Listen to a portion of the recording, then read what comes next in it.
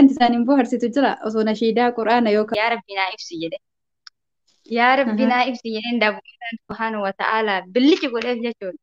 Eega rabbiin ibsee raawwate argadheen taarii jedheen eegas. Alaa dhaqee waa bibbitee dhufaa karra eegi jetteen bira deemte jechuudha. Karra eegi jetteen bira deemtee jennaan asuma eegas inni bakka karra tan akkam godhaati tiyya karra eeginaan jette jedheeti warra kaaseeti fuudheetiin bakka kaasii fide. Huna balbala eegi jetteen bira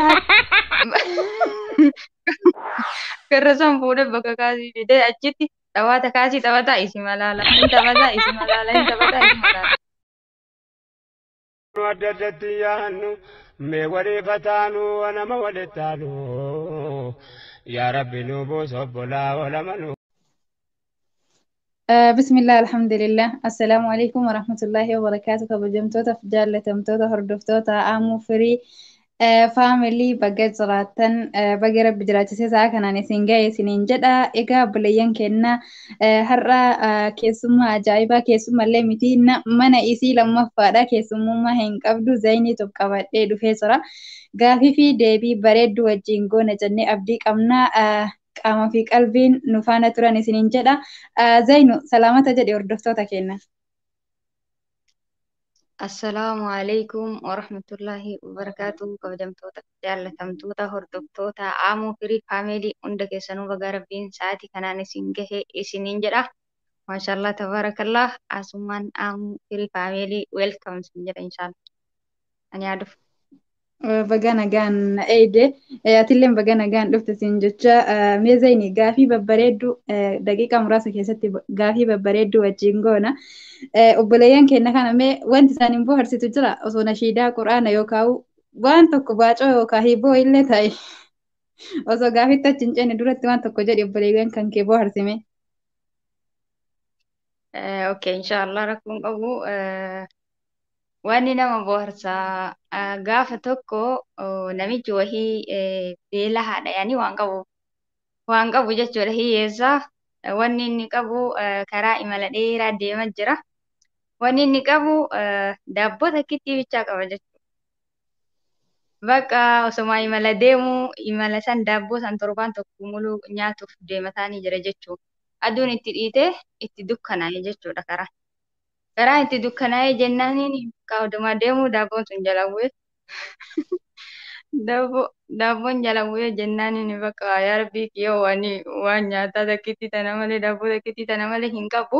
Daabboon tunuun harkaa buutee dukkana arguu dadhabee yaa rabbi naa ibsi jedhe. Yaa rabbi naa ibsi jedheen daabboo san godhadha. Achi eegas naa ibsi jennaan rabbiin subhaanahu wa ta'aalaa billichi godheef jechuudha. Eega rabbiin ibsee raawwate argadheen taarii jedheen eegas. Kama rabbi ibseef argadheen taarii jedheen kanaafuu barumsa irraa baratan jedhee abdii qaba. Kuni argitee qarummaa rabbi irratti qaroomuu jedhama jechuudha. Kanaafuu waan akkanaa irraa rabbi isin haa baraaru. Eega rabbi isin ibsee argadheen taariin hin tuni waan taate jechuudha. Sanayyuu miti. Wayita rakkatan kadhatanii wayita mootiyyuu argatanii argadhee jiraafirraa dhiisi jechuun ni ulfaata dhugaa. Okay. Guddaa galatoomi zayni. Wallahi mashallah. Barakallahu fiik. Rabbiin beekumsa hafe si haa dabalu siin jedha. Gaafiin kenna hedduu takka salphaadha. Akka immoo afaan irratti na deebistu abdii sirraa qaba zayniti. Inni tokkoffaan maal jedha man huwa awwalu man kataba bismillahir rahmanir rahim namni yeroo jalqabaatiif bismillahir rahmanir rahim jedhee barreesse eenyu jedha. Namni jalqaba bismillahir rahmanir rahim jedhee barreesse deebiin isaa Nabi Sulaiman alayhi salaam. Maashaallah tabarakallah barakallahu fiik argatee jirta. Okay, man huwa nabiyyu alladhi qatala Jaalut nabiyyiin Jaalut ajjeese eenyu jedha.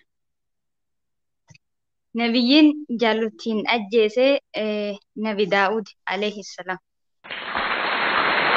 Maashaallah tabarakallah akkam gaafii uumaa dhabaa hin jirtu maal jechuudha. Okay. وبليتي يا بارك الله فيك من هم أشر المبشرين جدا إسان شو اسمه من هم أشر المبشرين وروني أسولوب بونجران جنة هم قامت فمن إيه نفع جدا إسان إيه نفع جدا oo dandeette haga aguma dandeette yookaan immoo guutumatti deebisuu qabda. Garuu yoo guututti deebiste badhaasa ajaa'iba tanan qabda siin jedha. Yoo guututti hin deebisin yoo ani waan mootu situ itti guuta jechuun badhaafni anaa fi sille qixee ta'a waan ta'eef. Haa ta'u rakkoo hin qabu. Situ nuyi Ishi. inshallah. Ashara al-mubashiriin warra argitee osoo lubbuun duniyaa tana gubbarra jiran rasuulli rabbi sallallahu alaihi wasallam jannataan isaan gammachiise jechuudha. Tokkoffaan Abubakr Siddiq radiyallahu anhu, lammaffaan Umar ibn Khattab radiyallahu anhu, sadaffaan Uthman ibn Affan radiyallahu anhu, afraffaan Ali ibn radiyallahu anhu. Shanaffaa jedhu natti dabarfattu moo Itti geessi sii dabarse. Ishi guddaa galatoomi maashaallah Zeyni isaan kana kulafaa urraashidiin jette sayfii mataa keessatti gooteen se'a. Okay, ati wal keessa akka sigeetuun hin beeka yookaan wal keessa dhayafaa jettee sodaatteeti malee jechuudha. Abdurrahman ibn Awf fa'aa Sa'idiin fa'aa hin beeka jechuun wal keessa dhadhaya ati tartiiban nuu himi garuu inshaAllah. اوكي ركن قبو افرفان علي بن ابي طالب رضي الله عنه شنفان طلحه بن عبيد الله رضي الله عنه جهفان زبير بن العوام رضي الله عنه تربفان عبد الرحمن بن عوف اساتجت ثاني رضي الله عنهم سدت فلين سعد بن ابي وقاص اسم اتجت رضي الله عنه سقلفان سعيد بن زيد رضي الله عنه أفرفان أبو أبيدة ابن جراح رضي الله عنهم جميعا ربي إنسانهم ذات التوساني الراحة جالته أكسما نؤل ورة كان ورة والله ورة كيري دلقي جانة هرقتنا هاتاسي سجتشا أكسما بليان كينا رسول ربي صلى الله عليه وسلم إسان كان كرنان قفصو هنتاني sahaabota birootis jannatan gammachiisanii jiran garuu mootiyyuu jechuudha kan rasuulli rabbii sallallahu alaihi wasallam hadiisa tokko keessatti maqaa isaanii yaamanii jannatan isaan gammachiisan isaan kana kurnan malallee namni osoo lubbuun jiru yeroo sanitti jannatan gammachiifame hin jirame ati waan hafe irratti ibsa kenni Zeyni.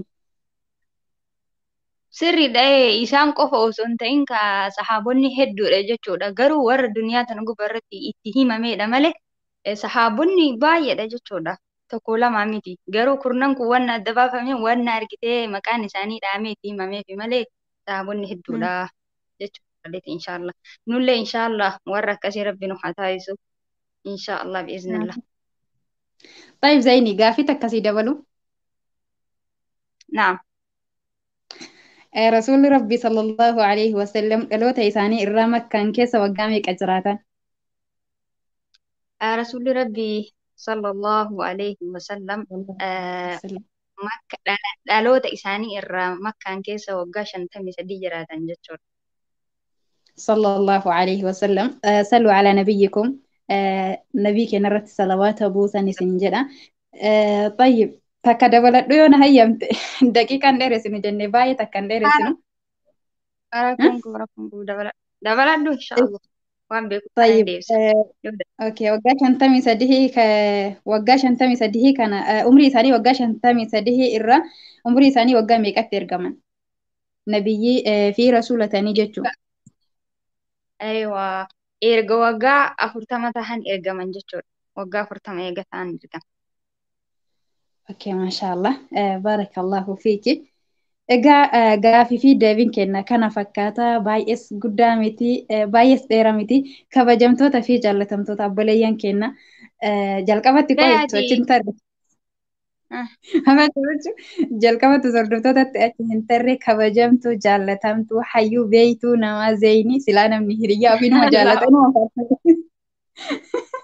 Kanaaf jaallatamtuu xiyyaa guddaa takkana galatoomii keessum yaani naaf hawwattee mana kana dhufu kan keetiif manni kiyya keeti kan keetis kiyya dhugaa hedduu takkana galatoomii jecha qoyatillee waan afaanii qabduun dubbattaa kabajamtoota hordoftoota kenna.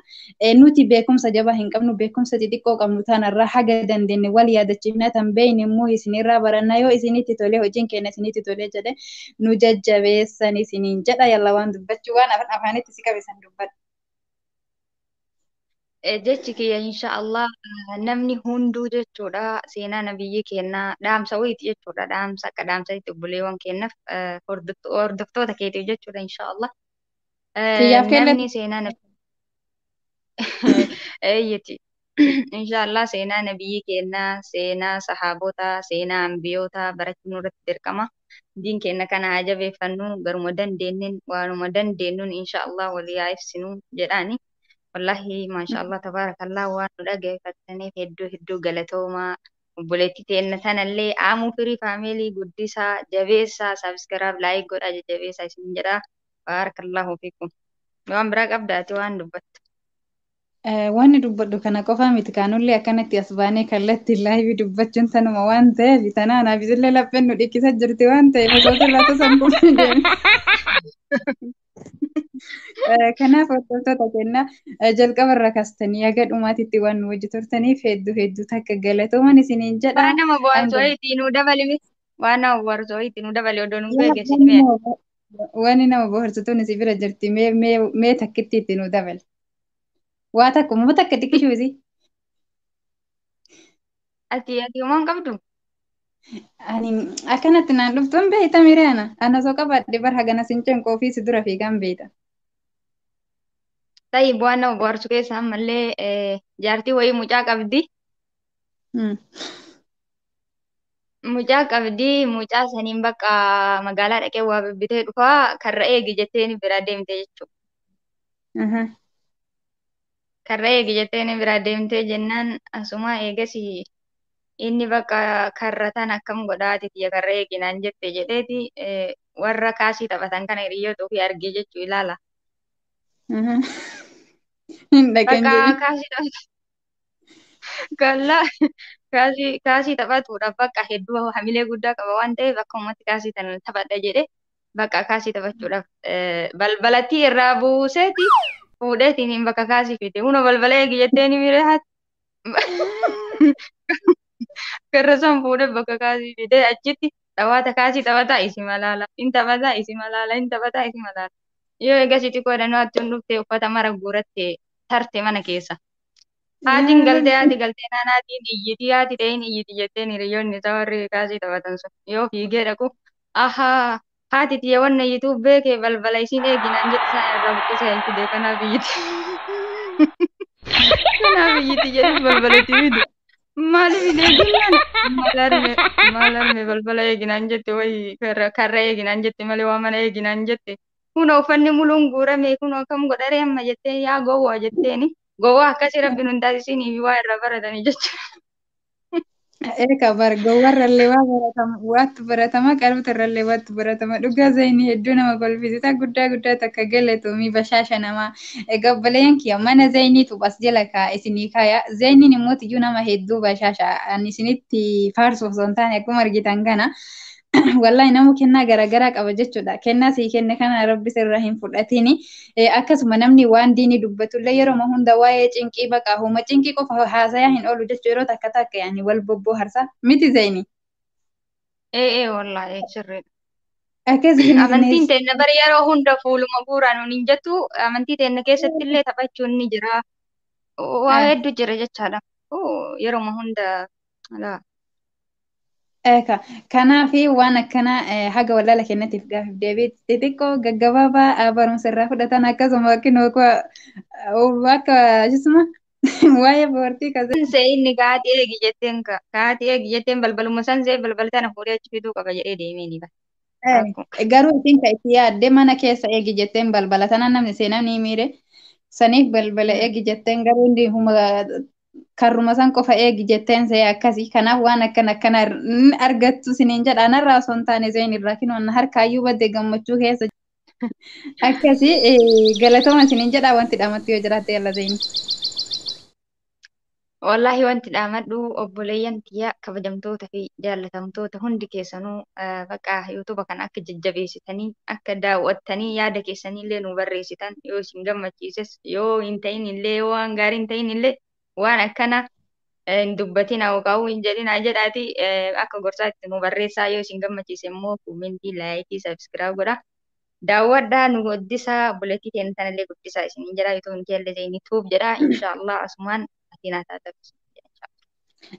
Akkasii nuti immoo tuyyuu beekumsa jabaa qabaannee waa isin barsiisuuf osoo hin taane namni gaafa yuutuuba kana banatu wahiif banata beektanii yookaan of fayyaduuf yookaan nama fayyaduuf nuti immoo yookaan warroota of fayyaduuf banate sanirraa yoo akka tasaa rabbi keessa nu gargaaree namallee fayyanne ofillee fayyanne sun carraadha. Beekumsa ittiin nama barsiifnee itti ani agaruu akka kiyyatti akka mataa kiyyaatitti akka ammoo firiititti jechuudha beekumsa jabaa ittiin nama barsiisu hin qabu dhugaa ofii kiyyaafuu hin beeku waan ta'e. Kana fakkaataa waan dogongorre irratti dhiifama nu godhaa waan immoo tuyyuu waan gaarii isin hojjannee waan isinitti tolle tokko irratti nu jajjabeessan jedha sila zeenii maal ta'e haasa'uu dadhabeerra. Laa haasa'aa jirta masaluu. Akkasii tika rabbi keessa nu jiraadhaan jedha yalla assalaamu alaikum warahmatullahi wabarakatuh gama kiyya. Ayyaa atillee galatoomii asirratti na affeeru keetillee iddoo hedduu si galatoon fakkaata hiriyaa tuqqaalli siin jedha. Assalaamu alaikum warahmatullahi wabarakatuh. Tika rabbi keessa nu jira.